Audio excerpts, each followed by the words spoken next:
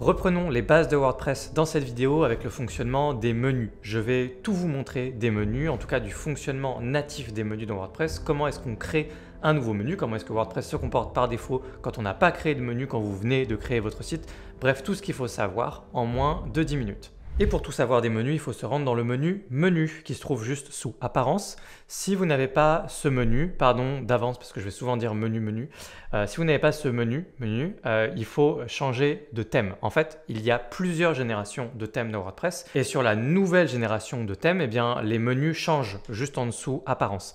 Donc par exemple ici, si j'active 2025, eh bien, le menu va disparaître et vous vous retrouverez juste avec thème et éditeur.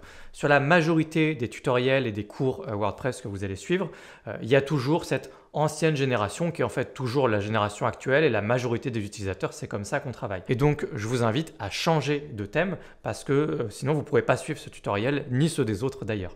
Donc, il va falloir passer sur un thème classique. Ici, par exemple, c'est le thème le plus connu au monde sur WordPress qui s'appelle Astra. Et je parle souvent de d'autres thèmes sur cette chaîne qui s'appellent Kadence, etc. C'est le même fonctionnement. Vous aurez plein de nouveaux menus qui apparaissent, dont Menu. Ensuite, on clique dessus. Et là, je vais vous expliquer le fonctionnement. Juste avant de vous expliquer le fonctionnement, pensez à vous abonner à cette chaîne si vous voulez plus de tutoriels et de cours sur WordPress. On a énormément de contenu. D'ailleurs, à la fin de cette vidéo, je vous propose de regarder une autre. On a des formations complètes qui sont sorties récemment sur la création d'un site de réservation, d'un blog ou d'un site WordPress tout simplement. Bref, plein de contenu. Par défaut ici, vous n'aurez tout simplement pas de menu dans votre site WordPress. Et donc, quand vous n'avez pas de menu, comment ça se passe? Eh bien, en fait, WordPress prend automatiquement toutes les pages de votre site. Donc, imaginons que vous n'ayez pas de menu du tout créé ici, et on va créer un premier menu ensemble, eh bien vous aurez, si vous avez 20 pages sur votre site WordPress, vous aurez 20 pages qui apparaissent ici un petit peu en vrac. Donc, il ne faut pas rester comme ça, évidemment, c'est à vous de prendre le contrôle des menus en créant des menus et en disant, voilà, il y a ci, il y a ça, etc. Donc, c'est ce qu'on va faire. Une fois que vous êtes dans le menu ici, vous êtes dans le premier onglet, vous cliquez juste ici sur Créer un nouveau menu. Quand vous cliquez sur Créer un nouveau menu, vous allez pouvoir lui donner un nom. Ce nom est juste un nom de référence pour vous y retrouver. Donc, peu importe son nom, ce n'est pas très important. Souvent, on va appeler par exemple le menu principal de votre en-tête de site, menu principal. Ensuite, vous allez pouvoir juste cliquer sur Créer le menu. Une fois que votre menu est créé, si vous avez plusieurs menus, ils seront tous ici. Là, je peux cliquer encore sur Créer un nouveau menu et en fait, je vais créer d'autres menus comme ça. Et il y a un menu déroulant ici qui me permet ensuite de basculer d'un menu à un autre. J'ai juste à cliquer sur Sélectionner pour basculer d'un menu à un autre. Pourquoi est-ce qu'il y a plusieurs menus? Parce qu'il peut y avoir plusieurs emplacements de menus. Vous pouvez avoir des menus dans votre footer, des menus dans votre header. Vous pouvez avoir un header avec plusieurs niveaux de menus, au-dessus, au milieu, en dessous. Des fois, il y a des headers très compliqués avec plein de menus. Bref, il peut y avoir plusieurs usages autour des menus.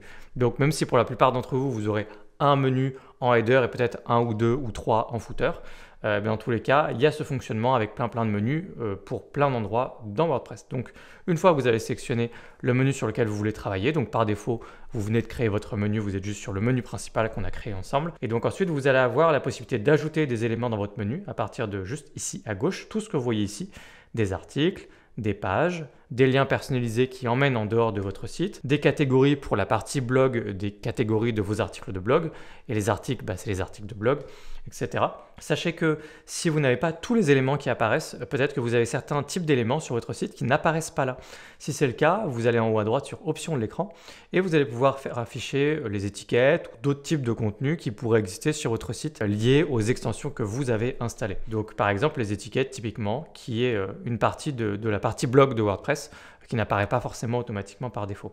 Voilà, maintenant je peux également les sélectionner. Donc ensuite, j'ai juste à sélectionner tout ce que je veux et à les ajouter dans mon menu directement. Donc je peux prendre par exemple plusieurs pages et ajouter ça dans mon menu.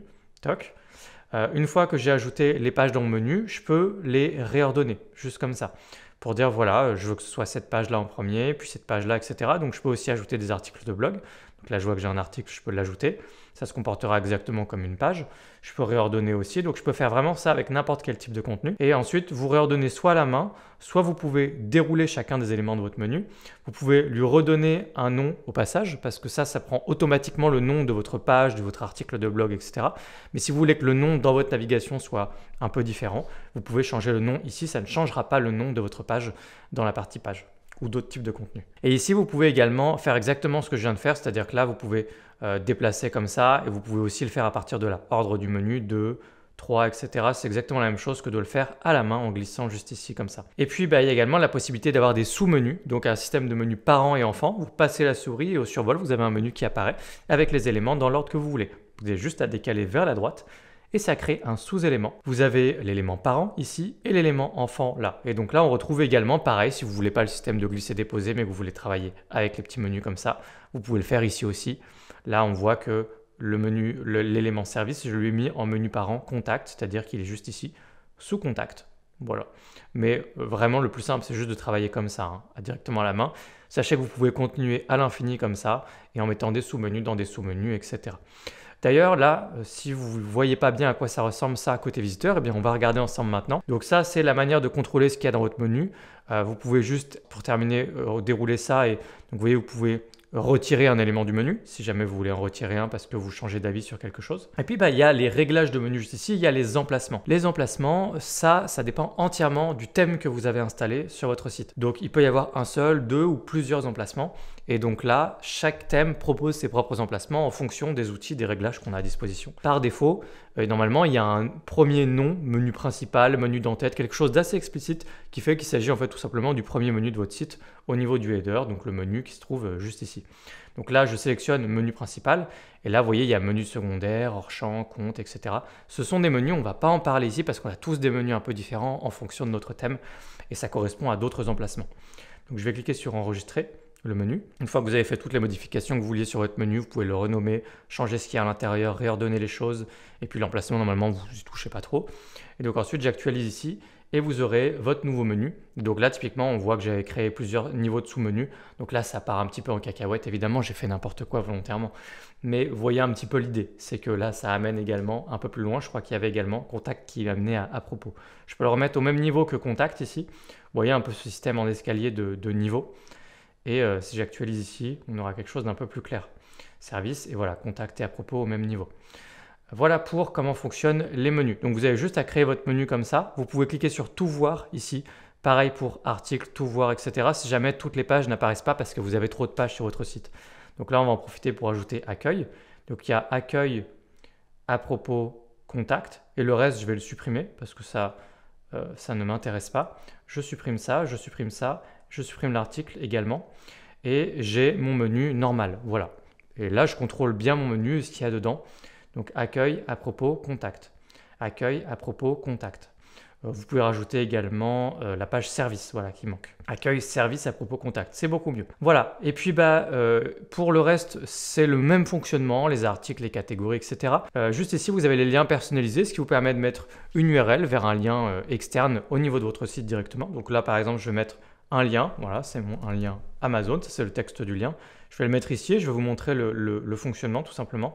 Si je déroule ça, il peut y avoir d'autres réglages aussi du fait que c'est un lien personnalisé. Ça peut être intéressant là aussi de redérouler options de l'écran et de faire afficher peut-être certaines propriétés avancées en plus. Cible, attributs, classe CSS, tout ça, ça peut vous intéresser si vous êtes un peu plus avancé. Moi, ce qui m'intéresse notamment ici, c'est cible du lien tout simplement. Quand je laisse cible du lien, eh bien là, du coup, je vais avoir cette nouvelle option, ouvrir le lien dans un nouvel onglet. Typiquement, ce que je veux faire pour un lien, c'est que le visiteur il ne quitte pas mon site, mais que ça s'ouvre dans un nouvel onglet plutôt. Donc, c'est beaucoup mieux comme ça. Donc, je vais enregistrer les modifications pour, vous voyez, qu'on voit très bien que c'est un lien personnalisé ici et plus une page directement. J'actualise. Et donc là, je peux cliquer sur Amazon et ça va s'ouvrir dans un nouvel onglet, le réglage qu'on a mis à l'instant. Et ça s'ouvre ici avec mon lien. Voilà pour le fonctionnement des liens personnalisés qui peuvent envoyer en dehors de votre site. Le fonctionnement d'un menu avec les différentes pages que vous pouvez ajouter et tout autre type de contenu à partir de la gauche. Rappelez-vous que si tout n'apparaît pas, vous cliquez sur options de l'écran, vous avez de nouvelles options qui peuvent apparaître, également de nouveaux éléments à ajouter à vos menus. Et ensuite, les différents emplacements de menus dépendent entièrement de votre thème. Vous avez également l'autre onglet, gérer les emplacements, qui n'est pas forcément très utile, qui permet d'attribuer les différents menus, mais c'est un usage un peu plus avancé. Simplement, il faut comprendre en fait ce que permet ou ne permet pas votre thème. Et moi, je voulais me concentrer sur le principal, c'est-à-dire bien contrôler et maîtriser le fonctionnement de votre menu dans WordPress, le menu principal au niveau de votre header. Si jamais vous voulez avoir des bases solides sur WordPress et vous former, on a un catalogue catalogue de formation, notamment pour apprendre WordPress, vraiment le fonctionnement des menus et puis beaucoup plus de choses. Je vous mets ça directement en description. Vous pouvez jeter un œil à notre catalogue de formation. Et puis n'oubliez pas de vous abonner à cette chaîne si vous voulez continuer de progresser sur WordPress. Et je vais vous laisser avec une vidéo qui apparaîtra maintenant à l'écran pour poursuivre votre formation sur WordPress sur cette chaîne. Je vous dis à tout de suite dans la prochaine vidéo.